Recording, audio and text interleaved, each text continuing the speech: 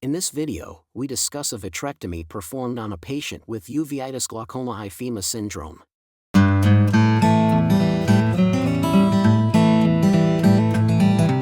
Presented by Dr. Jesús Maticorena from Peru, the video features a 79-year-old patient who had undergone cataract surgery years earlier and required a vitrectomy due to recurrent episodes of uveitis and vitreous hemorrhage.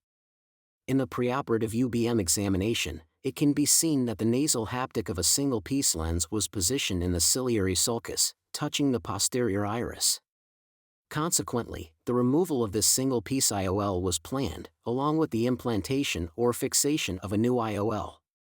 The procedure begins with an anterior vitrectomy, performed behind the IOL. Following this, the surgeon performs a core vitrectomy, removing the vitreous hemorrhage, detaching the posterior hyaloid, and performing shaving of the vitreous base. He injects viscoelastic into the anterior chamber and begins to manipulate the IOL to try to dislodge it from the capsular support.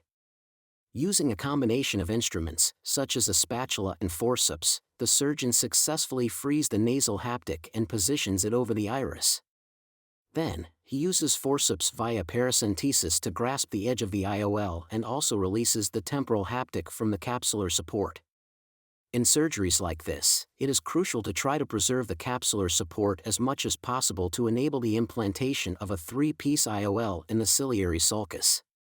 However, it is essential to have a plan B in case it becomes necessary to fixate the intraocular lens.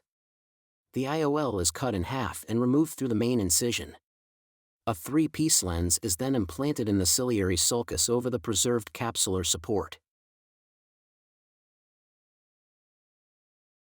The surgeon sutures the corneal incision with 10-0 nylon, reviews the vitreous base, and concludes the surgery.